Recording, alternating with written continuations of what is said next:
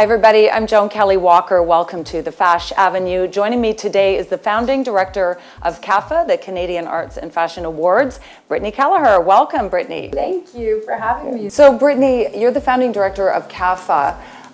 Why was it so important to you to start something like the Canadian Arts and Fashion Awards? Well, I think Canada is home to so many amazing designers, and we as a country contribute so much to global creativity. So I thought it was really important for there to be an event that really celebrated outstanding achievement and emerging talent, and really created a platform that could bridge the gap between the smaller community of Canadian fashion to the broader Canadian marketplace and beyond.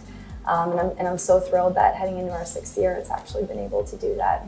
Yeah, well, congratulations on that. And you've been really leading edge within the industry of bridging the gap between the financial world and the creative world of fashion. How challenging has that been? I mean, it's definitely challenging. You know, my day job is in capital markets, so you know, I think that fashion is, well, every industry really is evolving so rapidly right now. Technology is enabling vast optionality across so many different industries, and I think fashion is definitely no exception. So it's hugely impacting what it means to be a designer, to be the owner of a design business. So I've really been working hard to you know, get designers to think in that kind of in that time frame, not what your business is going to look like, you know, next season or 5 seasons from now, more in the 5-10 years, because the reality is that software engineers are becoming fashion designers, so to speak, now, and they're eating up a lot of market share. So trying to, I mean, it's been about making them aware about, you know, what it means to build a successful business in the fashion industry, but also what are the mechanisms and what does that infrastructure of a business really look like? And technology is playing a massive role in that. So CAFA's been around for 6 years now, and I know that you've been evolving and you've had a lot of feedback from all aspects of the industries, financial and fashion. What do you think are the most valuable things that CAFA is contributing back to the arts, entertainment, and fashion worlds? So, I mean, we get hundreds of millions of media impressions a year, which I think is you know, big, because it's somebody who's living in Italy can learn about what a local Canadian designer is doing. I think that's really exciting. So just, you know, really being, you know, applauding Canada on the back for contributing so much and for being home to such amazing talent on that global scale has been really helpful. So definitely the vast number of media impressions is very exciting. I'm also very proud of its ability to connect Canada coast to coast. You know, I know that there's so much passion in this industry, and, you know, people are working on a variety of different efforts, but the event itself tends to bring everybody across the country together, which is really exciting. And I think it's also, you know, an important credential.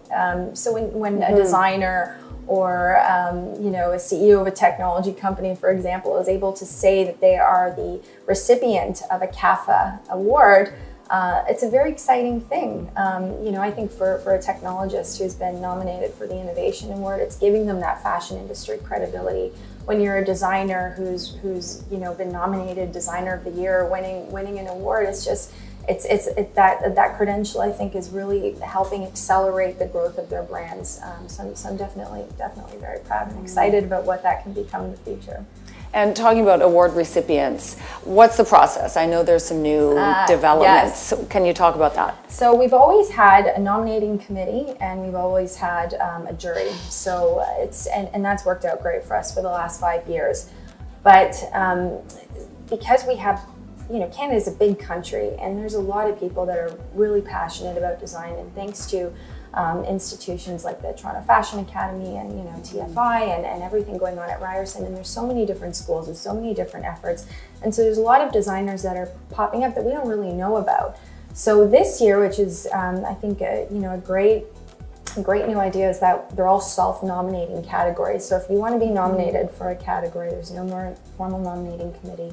You have to nominate yourself. I think you're going to get flooded. Yes, I hope so. Yeah, but then you still have the same process, right? The jury. So yeah, and then it's still the same process. There's a jury, and it's you know, very and the jury is It's a steam jury. I think you're going to hear from one of our members today, Sylvia Mantella, who's been a big supporter of CAFA since day one. And, and I think she's a great testament to speak to, the quality of talent and how much passion supports these people. But it's going to be a fun process this year. There's definitely going to be a lot more that's going to open our eyes. So CAFA is a one-day event. But I know that you're out there for the whole year working towards the one-day event, and there's a lot of other spin-off events that go on with it. What happens in the rest of the year? Yeah, so CAFA started out as an annual gala, and it was an awards event. So that was year one.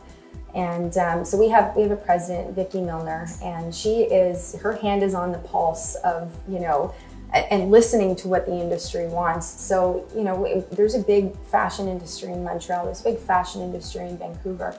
CAFA needs to be out there to show their commitment to those local markets in order to get them to participate in CAFA and to buy into our thesis and our big plan to really help put Canadian fashion on the global stage and foster that next generation of designers. So really, we're busy throughout the year. Vicki was actually just in Montreal last week. She was in Vancouver the week before. We're really getting to know what's going on in those local markets. We're really listening to what they want, what they need, and it plays a very big role in determining what the big award show looks like. Mm-hmm. So it started out as that, and there's a lot of other really exciting things that happen, and we've got a great legacy of things too. We've done things like partnering with Omer's Ventures on a series of tech talks, which we hosted in Toronto and in Vancouver. We did a charity project last year in support of the 519, which was chaired by Lady Fag. So I was really excited to bring her here to Toronto. Okay, something I have to ask you about, because have been talking about this. Will there be changes to the after party? So the after party for many years was sponsored by Sephora, and it was a great experience. So you would come and get your makeup done, and there was lots that was going on. Last year, it was more it was a party. We did not have it sponsored by a corporation. It was just a party. And, I think the goal is for the after party is to make it a big celebration. And we open it up to people who are not at the gala dinner. Mm-hmm. We've just announced who all the award recipients are, and the after party is meant to be patting everybody on the back, and it's really the funnest party, and we have a great DJ, and it's an open bar, and definitely the best networking, and you meet the most interesting people because people come from CAFA from all over the world, really. If you have any connection to the Canadian fashion industry, you're there. So it's that, but then you also see a lot of students and people that are looking to get into the industry or just have a passion for fashion, and they want to be there and network and meet some interesting people. So that was the goal of it, and it's really turned out to be, I'm thrilled to say has become, part of one of the top events on Canada's calendar. So let's look at the broader picture of fashion events within Canada, and CAFA really being at the forefront of all of that. Do you attend a lot of the other fashion events, the other fashion weeks? How do you find the world of fashion events in Toronto? There seems to be a lot of fashion weeks. Yeah. And it seems to often be a lot of the same people, and there's an expense for the designer. Do you think it's time that we have some change within that part of the industry? That's a really good question, Joan. I think, look, you can be out at a industry event every night, as we were just saying. Yeah. And, I think events are celebratory, but, they're ultimately, meant to help accelerate a brand or a business. They all have a goal.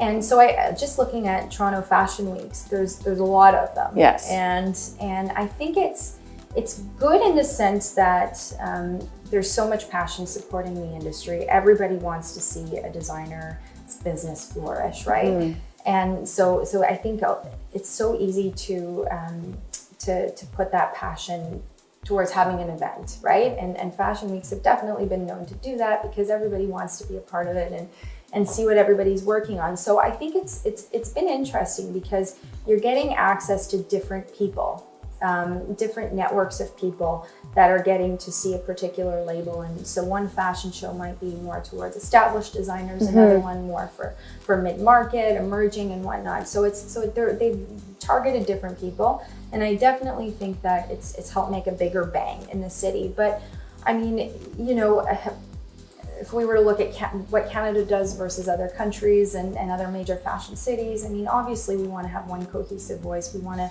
work together to create a very strong voice and, you know, definitely put the best of the best out there if we are really serious about fostering the next generation of Canadian international designers. So I would say in summary, you know, there's pros and cons to it, if you want my honest opinion. I think what we should be focusing on is converting the buzz from all the events into actual opportunities, into actual revenue for designers. But that's a hard thing to do, because in the design world, people think with their creative part of their brain, and they often don't have the link or the support with the financial thing or with you know, all the tech people to make that happen. Yeah. So do you feel like that bridge is getting gapped a little bit? Well, that or the gap is getting bridged? I hope so. I'm working hard on it. Yeah. You know, that's why we introduced the Innovation Award to CAFA a couple years ago, that I think is really important, because, you know, I think the fashion industry has to acknowledge technology as a part of that industry. And Canada is an innovation economy. I mean, we are home to so many fascinating technology businesses. Look at Shopify, look at Franken-Oak. We're also a major hub for artificial intelligence, which is, I think, one of the little known fact. Yeah, I mean, like, which is one of the biggest themes that's driving the future. So how do we leverage this innovation economy and create a dialogue? And so I'm really proud of the Innovation Award, because I think you start by patting those entrepreneurs on the back, giving them fashion industry credibility, and you know, and giving them a platform that enables them to network. And certainly when, you know, Business of Fashion is doing an article on us, and, you know, they're writing who the recipients are of that category, it's great. And then all of a sudden you have a technology media outlet who's, you know, talking about what we're doing and who the recipients are. And I think that's where, you know, people start to realize the connection. But so we also do a conference, which is sponsored. We work with the Golden Mail. It's called the CAFA Retail Forum. That happens the day before the event. I will say there's lots in the pipeline about expanding that opportunity in the future that we're aggressively working on. But it's the theme of the future, and I think that you know, we Canadian design businesses have such a great opportunity, because we are that innovation economy, and there is so much collaboration, and there's so many opportunities, I think, to do something really amazing. So one of the most interesting and fascinating parts of attending an event like CAFA is just seeing what everybody's wearing. Yeah. And all eyes are on you. Not only are you on stage, you know, presenting, you're the founder, everybody wants to know what you're wearing. How do you make that decision? Oh my gosh, well, that's hard. Yeah. It's hard. I mean, there's so much to choose from. I always like to do something unique. So I've worked the last 2 years with David Dixon, who's, you know, a veteran Canadian designer. And we've collaborated on doing something a little different. So this year I wore a very heavy, sparkly dress, and already I'm thinking about what's happening next. But yeah, so I try and change it up with different designers emerging. I've worked with Matthew Gallagher on dresses before. And yeah, so I like to think outside of the box and do something a little special. That's my approach too. I always, okay, what did I wear last year? If I wore something flowy and innocent, then I want to wear something really edgy the next year. Yeah. And do you find that though? Isn't that like, it's so fascinating just seeing what everybody's wearing. There's people there with a ball cap on and you know, really dressed down.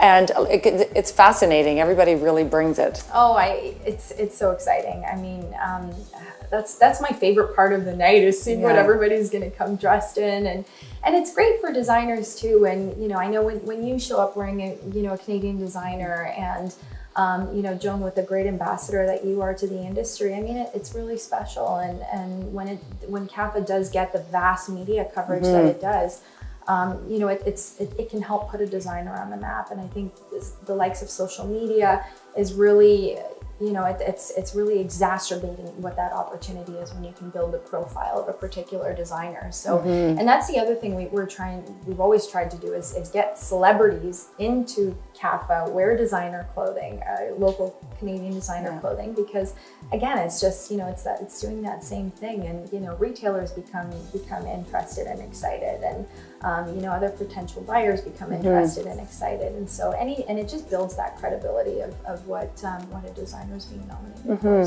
So what would your advice to young designers be? Oh, good question. It's hard, because you have to talk about finances, and you have to talk about, like, how do we best support them? They can be creative all day long and really brilliant, but if they don't have that support, so what are ways that they can make things happen for themselves? Good question. Look, no industry is easy right now. I mean, you see it across every industry. I think that, automation is really taking away jobs, and there's a big reallocation of where opportunities are. So it's a really interesting time. I think we're, multiple industries are going through major resets right now. And so I think fashion, I think it's really important to understand, to really understand what the global forces are, what's happening. I think finding a brand identity and staying consistent with it, I think that's another really big thing.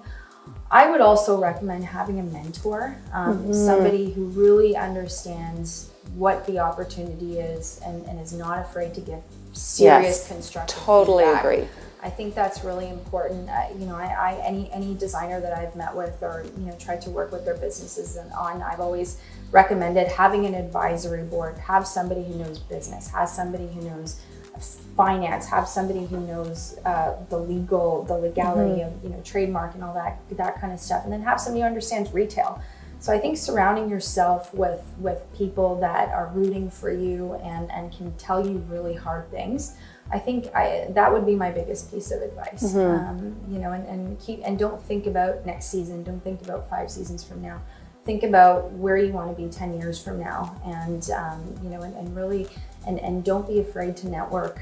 I think cross-sector collaboration is such a huge thing, especially in Canada. And don't be afraid to do that. Yeah, totally agree with the mentoring. I think as a mentor, it fuels your soul, which really helps your creativity. Absolutely. And as someone that needs mentoring, I just think it's a full circle thing. And it just really helps support the industry. And that's exactly what you're doing with all the great things that you are doing. So thank you so much for speaking with us today. Thank you for having me. This has been great. And thank you for joining us as well here on the Fash Avenue.